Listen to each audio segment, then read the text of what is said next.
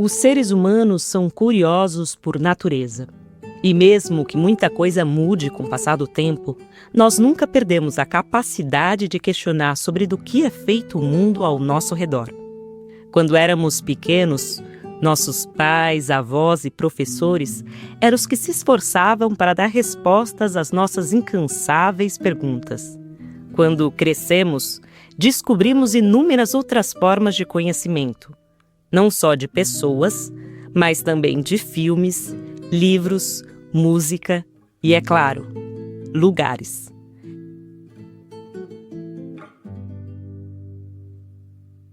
Cada lugar tem uma história a ser descoberta. E lugares especiais contam histórias especiais. Se você contar a história do seu bairro, que lugares não poderia ficar de fora? E se você fosse contar a história da sua vida? Pois saiba que existem lugares que ajudam a contar a história do nosso mundo, de nosso patrimônio e nossa história coletiva. Alguns desses espaços são tão importantes que são chamados de sítios do patrimônio mundial. Neste podcast, a gente quer te apresentar alguns desses lugares e que histórias eles nos contam sobre o nosso mundo de hoje. Meu nome é Luísa Romão e você está ouvindo um episódio de Seu Patrimônio, Sua História, um podcast da Unesco sobre sítios do patrimônio mundial na América Latina e no Caribe. Lugares que contam nossas histórias. Episódio 1. Pessoas escravizadas de origem africana, explorando a resiliência e a liberdade por meio dos sítios do patrimônio mundial. As visões e opiniões expressas nesse podcast são aquelas dos especialistas e não necessariamente representam as visões da Unesco ou de outras organizações. Você já parou para pensar como o significado de algumas coisas pode mudar com o tempo? Imagine como era viver na época das grandes navegações, quando o mar ainda era um grande mistério. Um porto era sinal de salvação para os marinheiros. A terra firme significava que o pior já havia passado. Mas houve uma época em que, para milhões de pessoas, o porto era apenas uma nova parte de uma história terrível. A história das pessoas escravizadas, trazidas da África para as Américas, como resultado do tráfico transatlântico de escravizados. Em 3 séculos, esses portos receberam 12 milhões de escravizados. E desses 12 milhões, cerca de 5 milhões vieram para o Brasil. Apesar de ser um período que marcou profundamente a humanidade, muitos registros do tráfico de escravizados foram apagados. Entre os locais que testemunharam esse capítulo sombrio da humanidade, temos o Cais do Valongo, na zona portuária do Rio de Janeiro, no Brasil.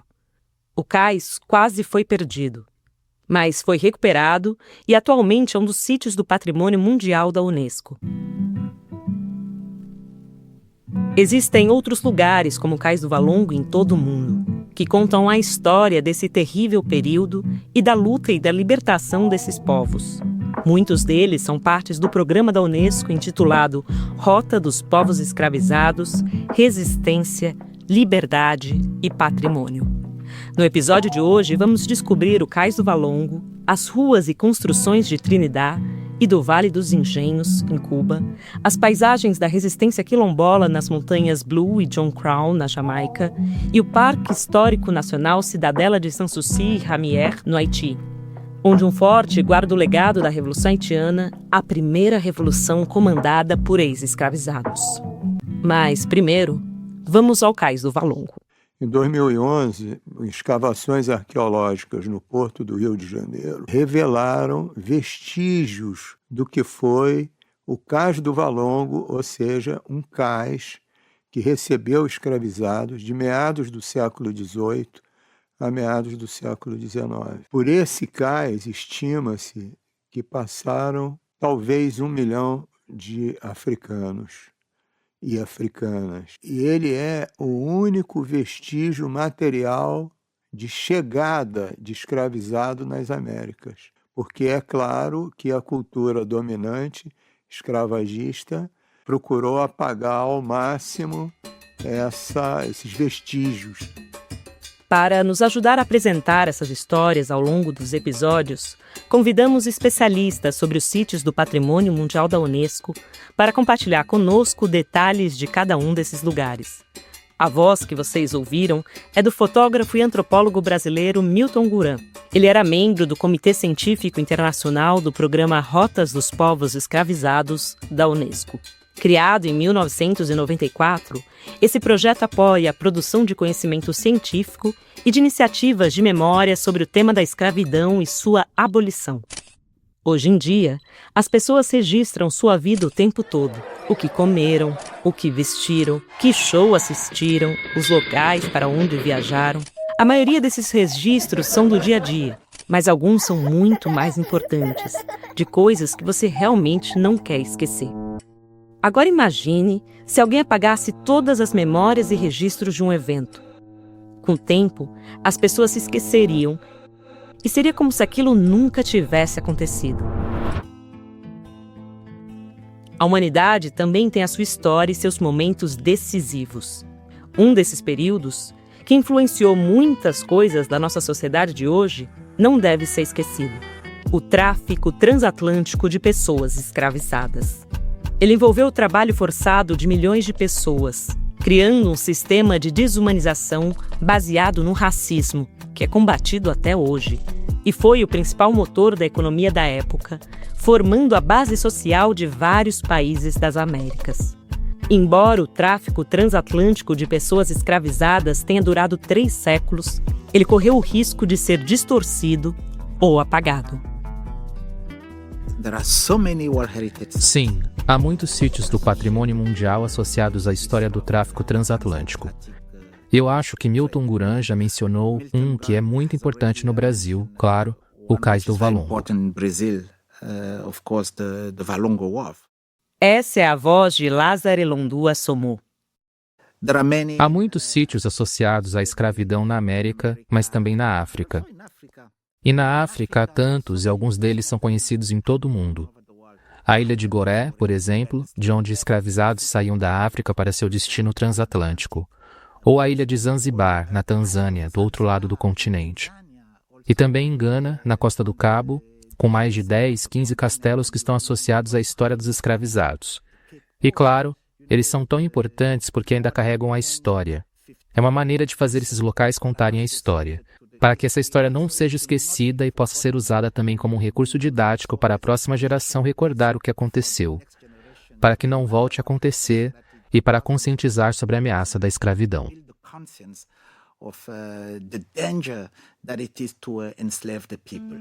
O Brasil não é diferente de outros países que praticaram o tráfico de escravizados. Trabalhadores escravizados contribuíram para a construção de sua economia e, por fim, de sua própria identidade. O Brasil é o país que mais recebeu africanos escravizados entre meados do século XVI e meados do século XIX. Dos 12 milhões de africanos escravizados que chegaram vivos nas Américas, o Brasil recebeu 40 a 45%. Quer dizer, quase 5 milhões de escravizados. Por isso, o Brasil ter proposto à Unesco tornar o Cais do Valongo um patrimônio mundial foi um ato extremamente importante e transformador em favor de sua herança africana. Quando nós olhamos esses números todos, ficou claro para nós que o Rio de Janeiro foi o maior porto escravagista da história da humanidade. Então, isso obriga a cidade a ter uma tomada de consciência muito grande. Depois, o Cais do Valongo está numa região da cidade do Rio de Janeiro chamada Pequena África. Isso também adquire um outro sentido, quer dizer, porque essa região é uma região de ocupação de pessoas negras há 300 anos. E quando os sítios do patrimônio mundial estão particularmente associados à história da escravidão transatlântica, eles levantam a mesma questão. Então, os visitantes, quando vêm, eles são levados a um ambiente onde o patrimônio mundial contará a história e a narrativa, como eu estava dizendo, sobre o que aconteceu. Então todos poderão se colocar e imaginar o que aconteceu durante o tempo da escravidão. Como as pessoas eram mantidas em lugares tão pequenos, como eram tão maltratadas, o que aconteceu com elas. De fato, os sítios do Patrimônio Mundial são lugares de conscientização, como você disse, e o professor Milton colocou isso claramente. Porque então você se questiona sobre a história da humanidade. E também faz você entender o que a Unesco quer dizer com Patrimônio Mundial como universal. Qual é a mensagem da universalidade? É esse tipo de mensagem onde você conscientiza e faz as pessoas sentirem exatamente o que é a humanidade hoje. O Patrimônio Mundial se propõe a isso. Today, and World Heritage are meant for that. Esse poder transformador que Lazare Londu Assommoa menciona diz respeito ao fato de que no Brasil, como em outros países que sofreram um processo de colonização, o apagamento produziu dificuldades para os descendentes de escravizados. Eles enfrentaram desafios para ter acesso à própria história, para tomar consciência do percurso que seus antepassados tiveram que percorrer até conquistar a liberdade. A preservação da memória é fundamental. Os africanos construíram o Brasil, e o Cais do Valongo é um símbolo disso. Ele carrega toda a força emocional da luta contra o racismo e o sofrimento provocado pela escravidão. O Cais do Valongo, ele recebeu o título de Patrimônio Mundial na categoria de sítio de memória sensível. No mesmo título de Auschwitz, por exemplo. Ou seja, ele representa um fato que a humanidade não quer mais que se repita. Se eu puder apenas complementar o que o Milton Guran acabou de dizer, a humanidade não aceita mais essa história. E o fato de que os descendentes estão ligados a esses lugares os ajuda a se reconectar com seu passado. E assim, é importante permitir que eles tenham essa conexão, voltando ao lugar onde sua história começou, para que eles possam compreendê-la. By going back to the place where their history started so that they understand it.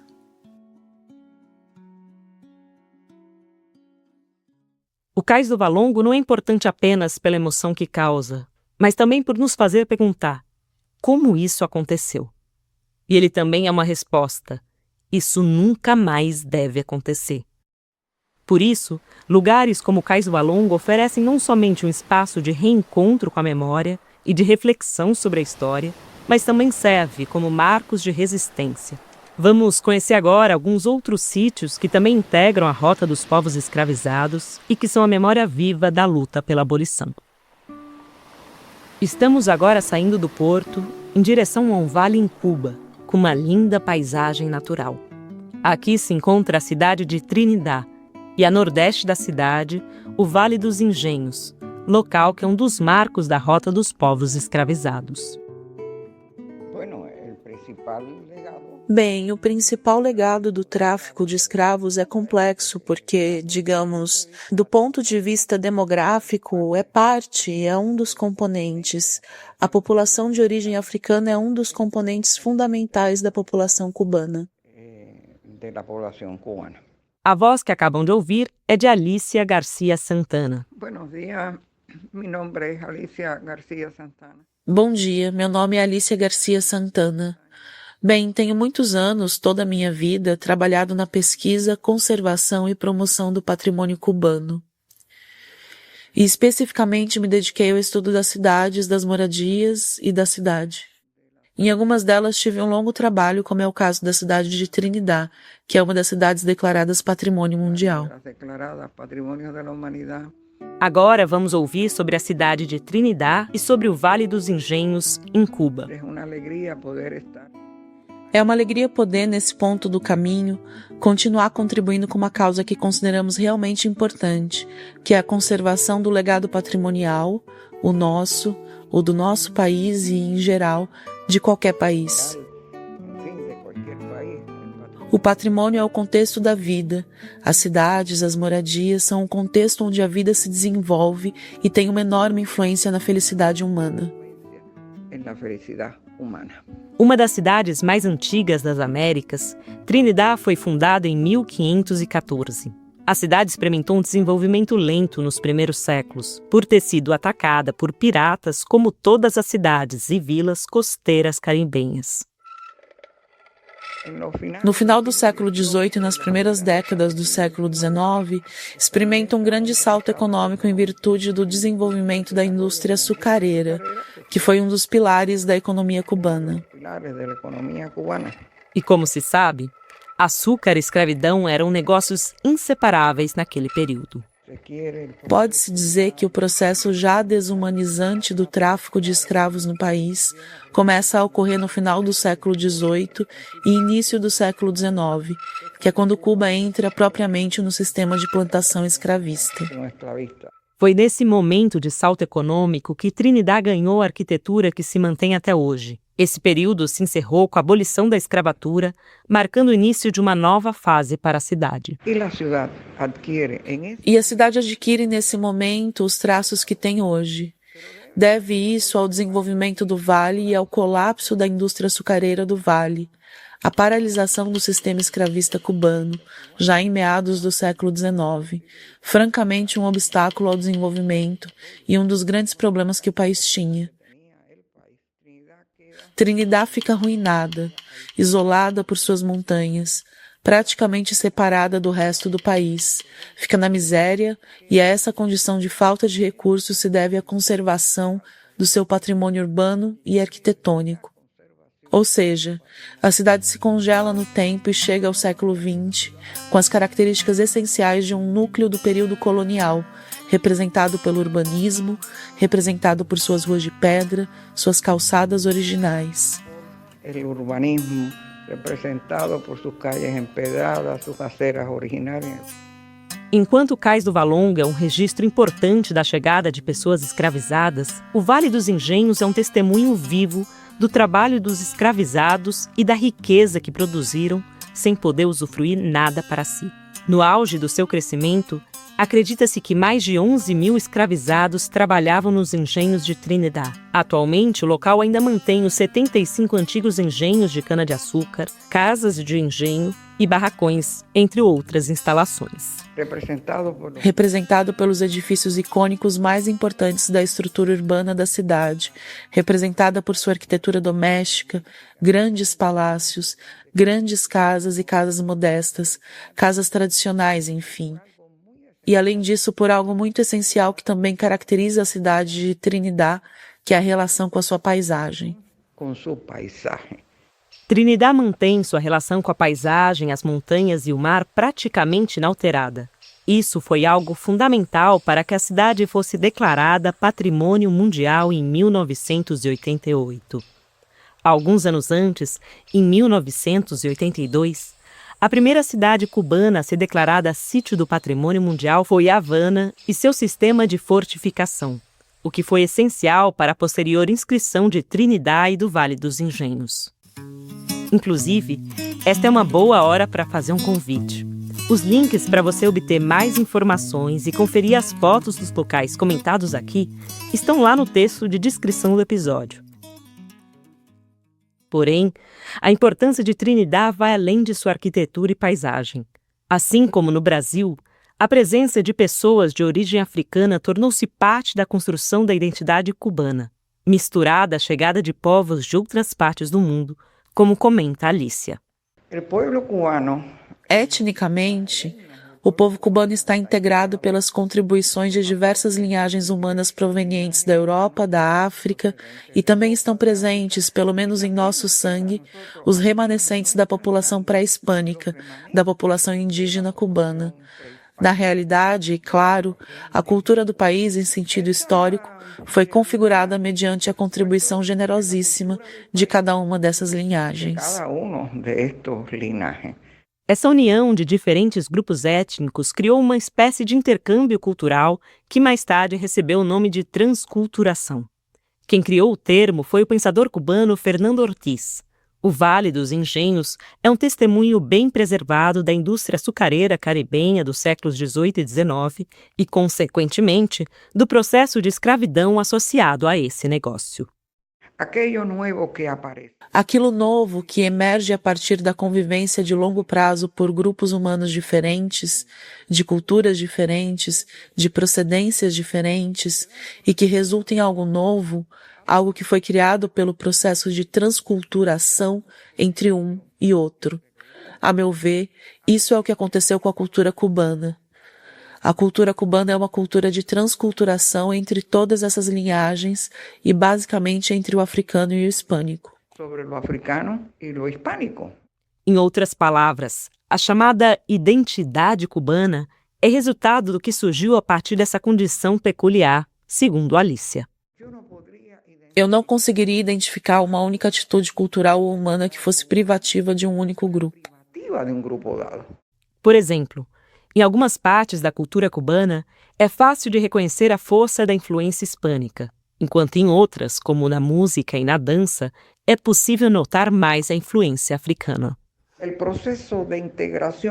O processo de integração nacional do país. Cuba é um país pequeno, é uma pequena ilha, não tem diferenças geográficas importantes, e o processo de integração, o processo de transculturação, ocorreu apesar das diferenças socioeconômicas, apesar do horror que significou a escravidão, apesar de que uns atuaram como escravistas e outros como escravos, etc. Apesar de tudo isso, no final, ao longo dos anos, poderíamos dizer que a cultura cubana conseguiu um processo, podemos dizer, que se enriqueceu com o fazer, com as contribuições de cada um desses grupos humanos. E isso somos nós, ou seja, eu reconheço uma cultura cubana e não uma cultura de grupos específicos. É claro que Alicia não está dizendo que houve uma consequência positiva do horror da escravidão, mas sim que a presença de diferentes povos em Cuba, que é um país insular, pequeno em termos de território, sem áreas muito diferentes umas das outras como países maiores, trouxe um conjunto de trocas culturais. Isso também incluía, mas não só, pessoas escravizadas que vieram do continente africano. E foi a partir dessas trocas que surgiu a cultura cubana, que é única, vibrante e reconhecida em todo o mundo. Mas agora é hora de deixar Cuba e partir para outra importante ilha do Caribe. Nosso próximo destino será a Jamaica. Nós já falamos da chegada dos povos escravizados nas Américas e de seu trabalho forçado. E agora conheceremos um local que serviu de abrigo e de resistência. As montanhas Blue e John Crow. Olá, eu sou a doutora Susan Otuokon e até o final de maio de 2023 fui a diretora executiva do Jamaica Conservation and Development Trust, a organização não governamental responsável pela gestão do Parque Nacional e Sítio do Patrimônio Mundial das Montanhas Blue e John Crow. A doutora Susan Otuonco trabalhou, entre 2002 e 2019, como administradora do Parque Nacional, responsável por tarefas do dia a dia. Ela presenciou quando, em julho de 2015, as montanhas Blue e John Crow foram inscritas como Patrimônio Mundial da Unesco, por seu extraordinário valor natural e cultural. E é mesmo um lugar único. O patrimônio natural abrange mais de 26 mil hectares de densa floresta tropical primária, acima de 1.000 metros e chegando a 2.256 metros de altitude. Isso não existe em nenhum outro lugar na Jamaica ou no Caribe. O que torna esse lugar tão especial é a ligação direta entre suas características naturais e seu valor cultural. Graças às suas florestas, o tipo de terreno e recursos naturais, como os rios e a grande biodiversidade, as montanhas Blue e John Crow serviram de proteção e abrigo para que quilombolas pudessem estabelecer sua cultura. Era uma verdadeira fortaleza natural. Esses fatores produziram uma das histórias mais impressionantes da resistência dos povos escravizados em todo o mundo. Mas antes de entendermos melhor como isso aconteceu... Primeiro, um pouco da história dos quilombolas na Jamaica. A Jamaica foi governada inicialmente, em termos de potências coloniais, pelos espanhóis a partir de 1494 aproximadamente. Em 1513, os habitantes originais da ilha, os tainos, já haviam sido praticamente dizimados. Existem evidências históricas de que os poucos indígenas tainos que sobreviveram à colonização espanhola fugiram para as montanhas Blue e John Crow. Now, the Spanish they needed to bring in. Então, os espanhóis precisaram trazer os africanos escravizados para trabalhar em suas pequenas fazendas e também cuidar de porcos e gado que eles criavam nas áreas montanhosas. E assim começaram a trazer essas pessoas, mas logo depois elas começaram a fugir para as montanhas. E foi assim que ficaram conhecidos como os quilombolas. Escape into the mountains, and that's how they became known as the Maroons. Por volta de 1640, já havia 2 grupos de quilombolas vivendo nas montanhas, os Windiardes e os Liuardes. No entanto, em 1655, os britânicos tomaram a Jamaica dos espanhóis e isso levou a mais fugas de escravizados e a um grande aumento da população quilombola em geral. Mais tarde, por volta da década de 1720, eles estavam expandindo as plantações de cana-de-açúcar, incluindo a porção oriental da ilha, onde as montanhas Blue e John Crow são a principal cadeia montanhosa. No entanto, os quilombolas já haviam ocupado e estavam cultivando nessas áreas, e estavam determinados a manter sua liberdade, sua terra, a soberania de sua terra, e isso eventualmente levou às guerras dos quilombolas entre 1728 e 1739. O terreno das montanhas era de difícil acesso e isso foi uma vantagem fundamental para que os quilombolas resistissem às frotas britânicas. Além disso, os quilombolas desenvolveram técnicas de guerrilha para se defender e sobreviver com base nos recursos locais. Essas técnicas incluíam conhecimento dos indígenas que anteriormente haviam se abrigado nas montanhas e foram transmitidos aos quilombolas a partir de trocas culturais. Depois de anos de conflitos com os britânicos, finalmente foi assinado um tratado que dava aos quilombolas autonomia sobre suas terras. A resistência dos quilombolas passou a representar uma esperança para todos os escravizados. O espírito indomável dos quilombolas foi uma inspiração para aqueles escravizados que buscavam sua liberdade. E essa inspiração, essa esperança que os quilombolas proporcionaram, levou os africanos escravizados a acreditar que era possível obter sua liberdade. Também proporcionou um espaço real, onde eles sentiam que, se conseguissem atravessar a floresta e as montanhas até os lugares onde os quilombolas viviam, teriam um lugar onde poderiam realmente ser livres. E dentro dessa esperança que se espalhava, uma pessoa em especial se tornou um símbolo da resistência dos povos oprimidos do mundo. Ela é conhecida como a cuidadora dos quilombolas, a Rainha Nani. Os quilombolas, e especialmente a Rainha Nani, representam para os jamaicanos a importância de lutar pelo que você acredita: liberdade, soberania e o direito de se governar. A Rainha Nani, em particular, é uma inspiração para as mulheres e um símbolo de igualdade de gênero. Ela é vista como uma mulher forte, que cuidava de seu povo e estava preparada para lutar e para usar todas as ferramentas que possuía para garantir sua liberdade, soberania e seus meios de vida. É por isso que esse lugar tem um valor inestimável e é um sítio do Patrimônio Mundial da Unesco. O mesmo espaço que serviu de abrigo para indígenas tornou-se um foco de resistência para os quilombolas.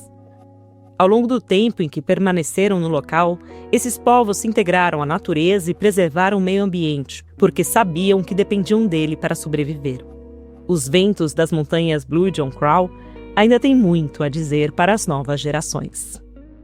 The Nannytown Cultural Heritage Route. A rota do patrimônio cultural de Nannytown compreende uma trilha principal e várias outras trilhas, algumas conectadas, algumas interconectadas e outras não. Muitas delas estão ao redor de comunidades quilombolas existentes, têm sido usadas por centenas de anos e são usadas ainda hoje.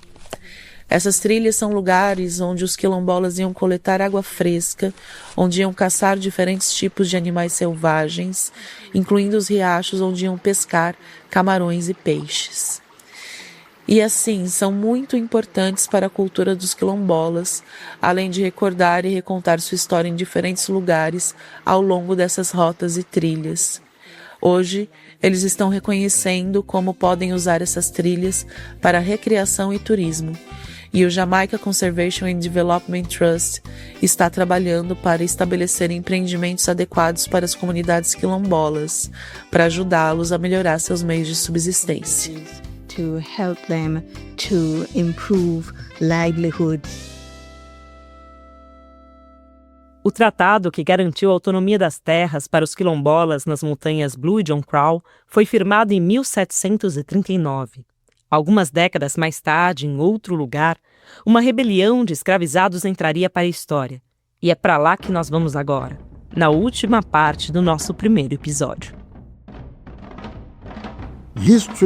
A história testemunhou muitas insurreições e revoluções, mas apenas uma nação surgiu de uma revolta de escravizados: a República do Haiti. The Republic of Haiti. Esta é a voz de Patrick Delatour. Sou um arquiteto especializado na conservação de edifícios e preservação do patrimônio. Sou bacharel em arquitetura pela Howard University e mestre em ciência da preservação histórica pela Columbia University, em Nova York. Sou arquiteto de monumentos no Haiti desde 1974. Trabalhando no Palácio de Sanssouci e na Cidadela Henry, eu sou um arquiteto ativo do SPAN, a agência responsável pela preservação dos monumentos e sítios do país. The agency responsible for the preservation of monuments and sites of the country. O sítio é o Parque Nacional Histórico Cidadela de Sanssouci-Ramier, no Haiti, e o marco é a Revolução Haitiana. Algumas coisas fazem a Revolução do Haiti ser tão inédita. A colônia francesa de São Domingos era considerada uma das mais ricas da época, graças à sua grande produção de açúcar e café, o que foi obtido com o trabalho de escravizados vindos do continente africano. Acontece que na França, em 1789, teve início um evento de imensa importância para a história, a Revolução Francesa, cujo objetivo era acabar com a monarquia e com os privilégios da nobreza. O lema de seus ideais é popular até hoje: liberdade, igualdade e fraternidade. Bem, liberdade, igualdade e fraternidade não são ideias que combinam com escravidão. Então, em 1791, inspirados pela Revolução Francesa e descontente com as terríveis condições de trabalho e a brutalidade da escravidão, os escravos de São Domingos se revoltaram. Líderes como Toussaint Louverture, Jean-Jacques Dessalines e Henri Christophe foram fundamentais nesse processo. Enquanto acontecia a Revolução Haitiana, o resto do mundo passava por um momento agitado. Países como França, Espanha e Inglaterra, que na época eram as maiores potências do mundo, tentaram controlar a ilha, o que deixou tudo ainda mais complicado. Foi somente em 1º de janeiro de 1804, após anos de luta, que os revolucionários liderados por Jean-Jacques Dessalines declararam a independência e criaram Haiti, a primeira república negra do mundo. A Revolução Haitiana, conduzida em um momento em que a escravidão ainda era muito forte, foi extremamente importante por influenciar outros movimentos de independência em todo o mundo. Para garantir sua recente independência, o Haiti construiu um sistema de fortificação em seus picos montanhosos mais altos. A obra-prima desse sistema é a Cidadela Henry, uma das fortalezas mais extraordinárias do mundo. Ela serve como um monumento à liberdade dos escravizados em todos os lugares e à dignidade dos homens negros em todos os países.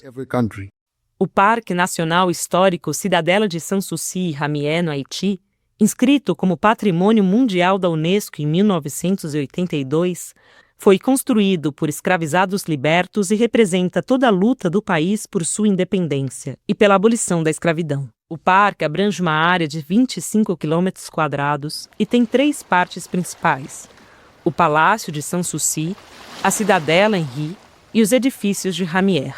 A construção da cidadela em si já foi um ato impressionante.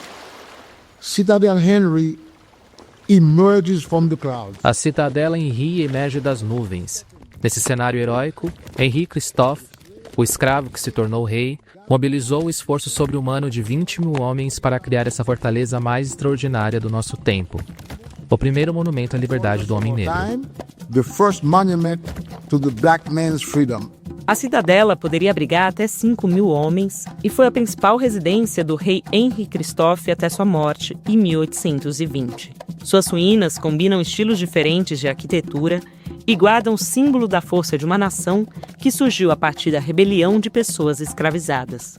Patrick conta como foi a inscrição do Parque Nacional na lista do Patrimônio Mundial da Unesco. Esta classificação foi baseada em 2 critérios. Critério 4. O local oferece um exemplo iminente de um tipo de construção ou um conjunto arquitetônico e tecnológico, além de um ambiente natural que testemunhou um ou mais períodos significativos da história humana. Critério 6. Diretamente e materialmente associado a eventos, tradições vivas, ideias, crenças ou obras artísticas e literárias de significado e valor universal excepcional. É importante dizer que os projetos de preservação incluem melhorias de infraestrutura que afetam as comunidades locais. O projeto ISPAN-UNESCO, Programa das Nações Unidas para o Desenvolvimento, é baseado em uma abordagem interdisciplinar para a preservação, restauração e desenvolvimento do complexo monumental dentro do Parque Nacional. Os principais objetivos do projeto são a restauração da Citadela Henri e do Palácio Sanssouci, a consolidação do sítio Ramier, o uso adaptativo da Cidadela Henri e do Palácio Sanssouci, a melhoria das estradas entre a cidade de Millau e Cidadela, e o treinamento de arquitetos, técnicos, desenhistas, pedreiros, carpinteiros, ferreiros e artesãos na arte da restauração e preservação. É simbólico o fato de que o sítio do Patrimônio Mundial, que conclui a nossa jornada, seja justamente uma fortaleza construída por ex-escravizados e hoje restaurada por arquitetos e construtores locais. A memória precisa ser preservada. As histórias precisam ser contadas. Elas preservam nossa história, dão um significado ao nosso presente e nos empoderam para o futuro.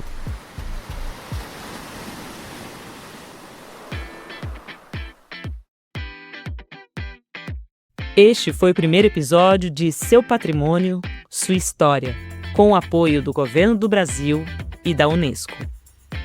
Eu sou Luísa Romão e este episódio foi produzido, editado e roteirizado por Ricardo Terto, com coprodução de Lilian Sais. A entrevista com Milton Guran e Lázaro Elondua Somu foi realizada por Rochelle Roca. As entrevistas com Alicia Garcia Santos, Suzy Tuongo e Patrick Delatour foram conduzidas por Lilian Sais. A coordenação é de Rochelle Roca.